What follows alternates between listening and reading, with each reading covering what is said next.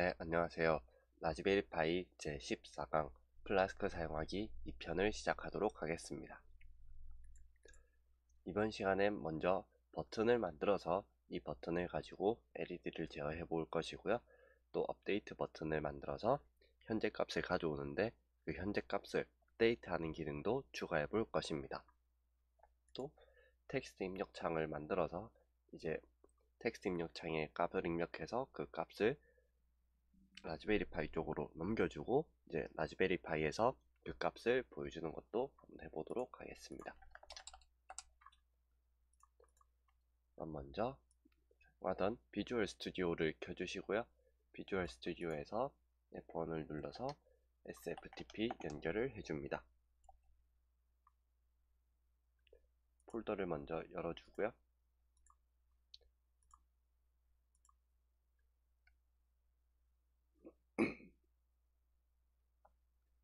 그래서 인격 저장소를 가져옵니다.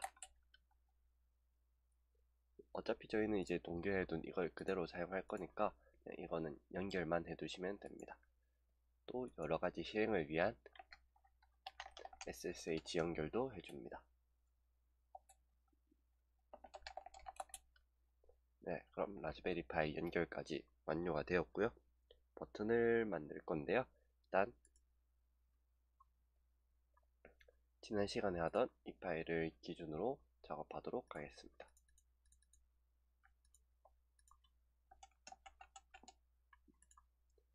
여기서 이제 시작을 할 건데요. 일단 위쪽에 안 쓰는 부분은 조금 지워주도록 하겠습니다. 버튼 입력에 대한 함수를 만들어줘야 되니까 루트를 먼저 만들어주고요. 여기에서는 일단 LED 제어하는 부분이니까 LED라고 적어주겠습니다.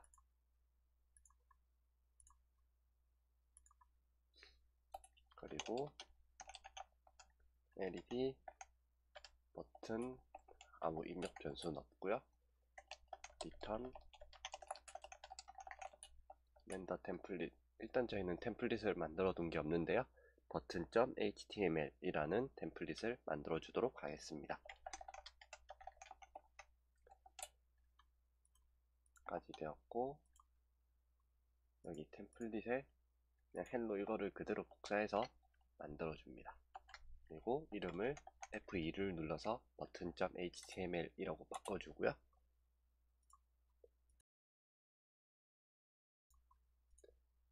여기서 몇 가지 수정을 해주겠습니다. 일단 타이틀을 버튼 테스트라고 바꿔주고, 여기 이 부분을 버튼.html, 그리고 이 밑에 있는 if none 부분을 지워줍니다. 그리고 폼을 사용할 건데요. 폼에 우리가 LED라는 이름으로 해줬으니까 갈 주소는 LED, 그리고 메소드는 일단 get으로 해줍니다. 그리고 안에 버튼을 추가해주고요. 버튼의 이름은 일단 btn으로 해주고, 타입은 submit value, 일단 value는 나중에 적어주고, LED on 이란 버튼을 만들어 주고요.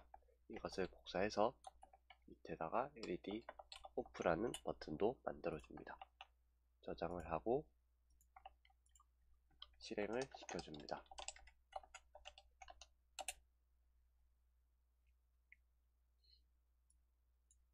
네, 이미 바인드가 되어 다른 연결이 있을 경우에는 이렇게 나올 수도 있는데요. 일단 다른 연결이 있으면 연결을 제거하고 다시 실행을 시켜줍니다.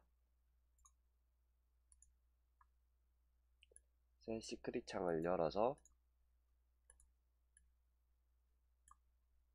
우리가 설정하는 IP 주소를 그대로 넣어주시고요. 포트는 12345에 LED로 들어갑니다. 그러면 우리가 했던 This is button HTML이 나왔고요. LED ON OFF 버튼이 있습니다. 이 버튼을 누르면은 여기 밑에 뭔가 올라오는 게 보이는데요. 저희가 따로 밸류를 설정 안 해줘서 아무 값이 안 나오는 것입니다. 여기 뒤에 밸류로 ON, LED ON 버튼이니까 ON을 해주고 여기는 OFF를 넣어줍니다. 저장을 하고 다시 세로 고침을 LED로 간 다음에 실행을 해주면 여기 뒤에 물음표 뒤에 값이 붙어서 가는 것을 알 수 있습니다. 이제 이게 ON, OFF가 get 형식으로 가는 거라서 그렇게 되는데요. 일단 이 차이는 조금 이따 설명하고 이 가져온 값을 이용해서 LED를 켜보도록 하겠습니다. 일단 값을 가져오기 위해서는 여기 뒤에 request라는 걸 가져와야 되고요. LED를 켜기 위해서는 default alpha.gpio as gpio 라고 적어주고 여기에 if 문을 써가지고 on off인지 확인을 해줘야겠죠. if request.form 이 버튼이면 버튼의 폼의 버튼 값, 이 폼이 이 안에 있는 전체를 말하는데요. 네임은 둘 다 저희가 버튼으로 해놨죠. 이 버튼을 가져와서 이게 on이면 gpio.output LED의 gpio.high 아니면 폼의 버튼이 off면 gpio.output LED의 gpio.low를 적어줍니다.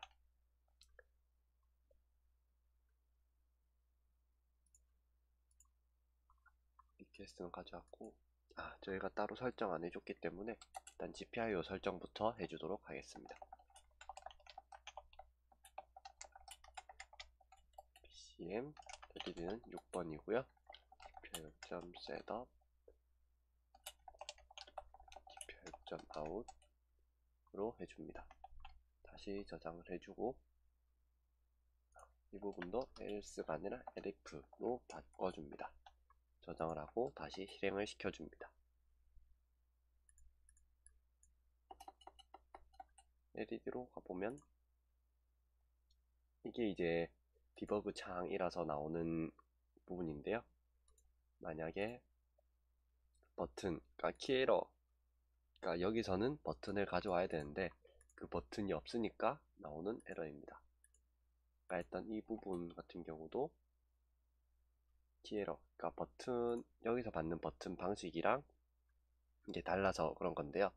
원래 폼 같은 경우는 보통 get으로 이렇게 줄 수도 있는데 get이 아니라 post 방식도 많이 사용합니다. 왜냐면은 get 같은 경우는 이렇게 주소에 바로 값이 보여버리기 때문에 그런 걸 완치하기다 해서 조금 더 post는 이제 데이터가 숨어져서 가니 밑에 이런 식으로 URL에 직접 보이는 게 아니라 포스트 방식 밑에 데이터로 실어서 보내기 때문에 이를 포스트로 바꾸고 포스트도 받을 수 있도록 해주겠습니다. 여기에서 메소드를 적어줍니다. 이렇게 적어주고 메소드는 행렬로 리스트로 와야 되고요. get일 때 보여줄 게 있어야 되고 포스트일 때도 값을 받아서 처리해야 합니다. 만약에 요청한 메소드가 포스트라면 이렇게 버튼 처리를 해주고요. 그게 아니면 그냥 이렇게 값을 보여주는 형식으로 하겠습니다. 이를 저장하고 다시 실행이 될 거고요. LED로 들어가서 LED ON 버튼을 누르면은 버튼에서 폼으로 바꿨는데 이를 종료했다가 다시 실행시켜 보도록 하겠습니다. 저장을 해주고 또 저장을 해주고.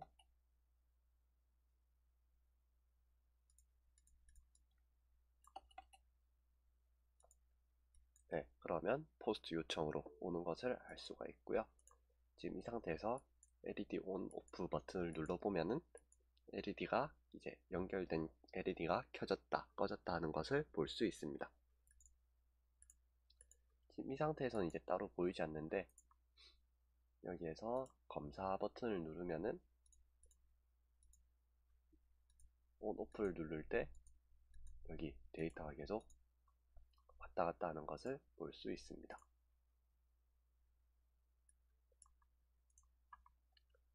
그럼 LED 제어하는 버튼은 만들어 봤고요. 업데이트 버튼을 만들고 이제 현재 값, 그러니까 현재 연결된 센서 값을 가져와 보도록 하겠습니다.